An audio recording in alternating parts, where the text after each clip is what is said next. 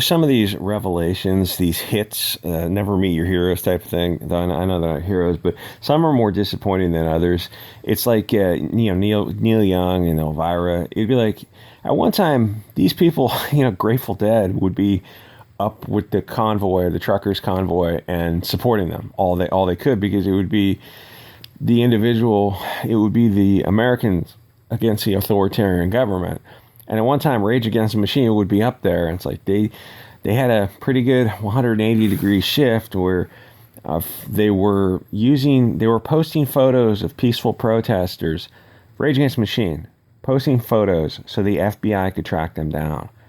That's insane levels of delusion. And what's even worse is the people who were sub to them on social media, like nobody seemed to call them out. And that's a kind of a effed up thing about Twitter and social media, is that people don't call, I'll say on the mainstream, because the platform is biased against right of center opinions or liberty. Now, it's weird. The right is now the side of free speech and liberty and open marketplace of ideas. That's a right wing plank in their action committee. It's the left. It's like every time they take a step, they just step on their dicks. But don't get me wrong, the right never fails to snatch defeat from the mouth of victory. It's like just two of the most incompetent groups run by idiots. And it's like, who's going to win? It's not a question of somebody who's got the most merit, either side winning. It's a side, like, who's going to be least incompetent that day is the side that's going to get in power. It's like, congratulations, we have Biden in power. It's like, oh, okay, he's a 80-year-old dementia patient who's running the country. That's great. That's great. What could possibly go wrong? The guy does like a press conference. I don't know how many press conferences has he done. Like, he forgets where he is. He loses his place. Like, this kind of sends a message to the rest of the world that, okay, the world police are gone. You can do whatever you want, and argue against the world police all you want. But there is such a thing as maintaining the status quo, the balance of powers type of thing. Where was I going with this? It's disappointing to see like these people sell out. Rage Against the Machine with J6, or Neil Young, Rocking in the Free World, Neil Young, or even Elvira. It's like some people were cooler than others, and you kind of expected them to be more liberal libertarian. And it's weird when these people who would have been liberal libertarian in the 80s suddenly shifted into authoritarianism. I don't know, maybe that's the natural progression. I kind of don't think it's the natural progression. I think it's more that the left has been so completely subverted by globalism that they're scared to speak out. And the thing with Twitter speaking out is you get dogpiled, and then you get blocked by the primary source, and then they'll go through your tweets and tweet mine every little thing. Go, is this you? Is this you? Because you made some other thing that could be, some other comment that could be misinterpreted. It's like the endless dogpiling on Twitter. I recently got a Twitter account. I went back on there. I'm like, yeah, I don't think I'm going to use Twitter. It's just, I got Twitter, Reddit, and Facebook. I don't know why. I just wanted to see if I was blocked or something. I got back on there. And it's like, it's all ad hominems, and it's this weird dogpiling social pressure where if you speak out against something, you're just going to get hounded off the platform. Where the difference is on Gab, it's like, yeah, you can say anything you want other than a threat of violence, but the platform itself won't censor you. So if you want to have a back and forth with somebody, it's just you and that person, and whoever else is there. It's not the platform that's going to shadow ban you or censor you. That's what happens on Twitter or on Gab. It's really an open marketplace. Anyway, so seeing this coming from Elvira, and I went on Twitter and I read her tweets, and she's getting ratioed in her tweets, and she's not getting the support because she's doing something different. She says she wants. She's passing out a signature list to actually get Rogan deplatformed from Spotify. That's a little bit different than what other artists were saying, like, yeah, we just don't want our stuff carried on Spotify. All right, I don't agree with that, but that's your own personal decision. She's going a step further than that, and even people are like, yeah, we're your fans and all this, but you're advocating for censorship, and now you're in the precarious position of having to advocate for censorship, which is a losing argument. Because it's an appeal to authority, and you need to start showing receipts when you appeal to authority. Anyway, so Elvira. Oh, click the links for Odyssey, Bit Chute, Discord, Telegram, or the Sports Channel on Coffee, or by becoming a member. So she's fighting with fans over it used to be Trump derangement syndrome. It feels like Trump derangement syndrome has just kind of morphed into, I'll say, the woohoo derangement syndrome. And it's a really tough issue to cover, the whole Joe Rogan issue, because our puppet master said that the underlying topic is holy writ.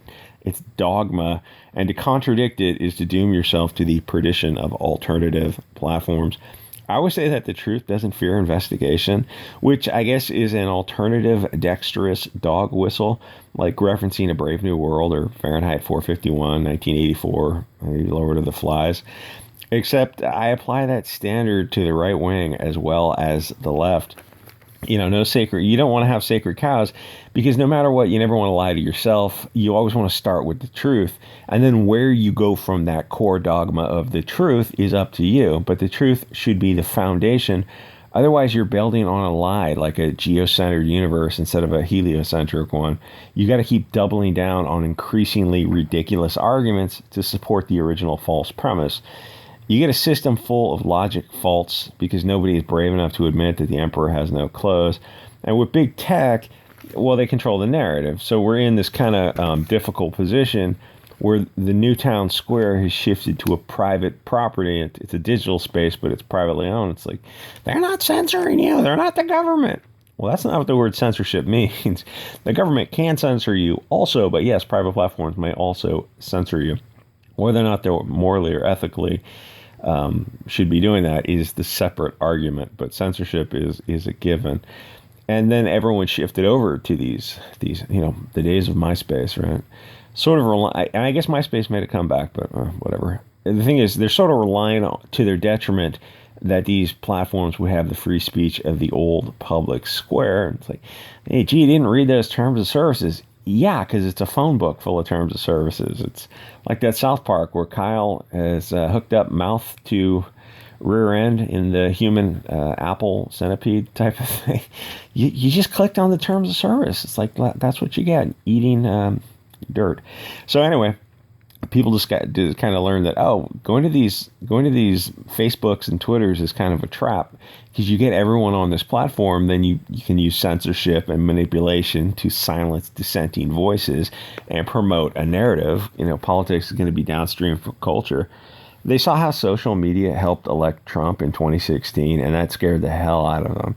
They did not, it's funny when they actually hear the voice of the people. They don't like what the people are saying, because they don't want to hear from the 99%. They're very comfortable with the fraction of 1% puppet masters being in charge. They absolutely do not want to hear from the voice of the people. It's like, well, you heard from them in 2016. They elected Trump, or they rather kind of rejected Hillary, which was, I guess, a de facto election of Trump.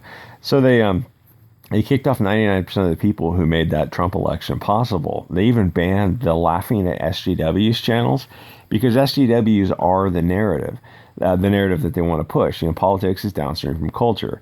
And the white pill is, because of that censorship, alternative platforms have sprung up, like Odyssey, Gab, Substack, Telegram, and a bunch of others.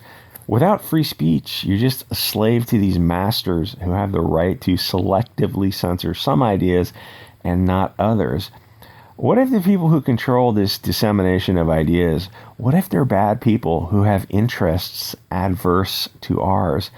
Just for the sake of argument, what if Soros was founding the people pushing for censorship so that he could propose bad ideas, like district attorneys who selectively enforce the law? But you couldn't criticize him or those DAs because they have purse puppy privilege. It's like, oh, well, you've just given up control. You've given up all agency to a hostile foreign power. Only if all ideas are allowed can you have diversity of thought and representation. And I was going to say that if you disagree with Spotify, then just use another platform. But the thing is, I don't even understand that way of thinking. Listen to Joe Rogan. If you disagree, great. Move on with your life. But why would you leave a platform because some essentially radio talk show host guy does interviews where you disagree with either the conclusions or the argument, or you disagree with something? The truth doesn't fear investigation. He's not hiding anything in the dark corners of Telegram. And there are some mighty dark corners of Telegram, which is awesome. He's openly putting his ideas out before the people. It's all, anyone can listen to it, and you can refute it with your own. All you need is a cell phone, to get online. There's no shortage of platforms. If you disagree with his guests or him, it's like, you're welcome to that space. You're building your own probably podcast just as well. He's got millions of followers because he's doing something that people want to listen to. You can do the same thing. But he's putting these ideas out before the people so that they can decide for themselves. And ultimately, if open discourse scares you, fine, leave the platform, I guess, if you want to be a pussy. Go to another where nobody disagrees with your opinions until someone does disagree, which is, probably going to happen. There's various platforms. It's like you're probably not going to find that perfect echo chamber. And then you're in a position of, you have to leave that platform. Eventually, you're going to find an echo chamber where you'll be safe from ideas that challenge you, or I guess you can just have a website and put your podcast on your own private website. But unless you're a big name, you're probably not going to get a whole lot of eyeballs. So that was Neil Young's action. He asked to remove his music catalog and went to Apple, another streaming platform. I actually don't use any streaming platforms. I use the old-fashioned method, and I use a micro SD card and a tablet to play the music without advertisements, because all my music is more than 20 years old anyway. Probably most of it is older than that. So I don't need to listen to it. Like people use Google and all this other crap. It's like, you have all that music on probably an old phone. You can just play it through a Bluetooth speaker, and you don't need anything else. But what Elvira is doing is asking people to sign this petition to remove Joe Rogan from Spotify. That is a bridge too far. And the thing is, as kind of as an accelerationist in some regards, I hope that it succeeds, because it helps force this schism with the pro-free speech left wing, which I know there are still some people who call themselves left-wingers and are pro-free speech, though they seem to be very quiet lately. Probably because the pressure on the left is different than right-wing pressure, but it forces a schism between those people and the authoritarian censorious left. Censorship is pretty much a line in the sand for a lot of people. You can have a hard time defending it. We've had that argument before. People have had that argument for thousands of years. It's going to be the losing argument.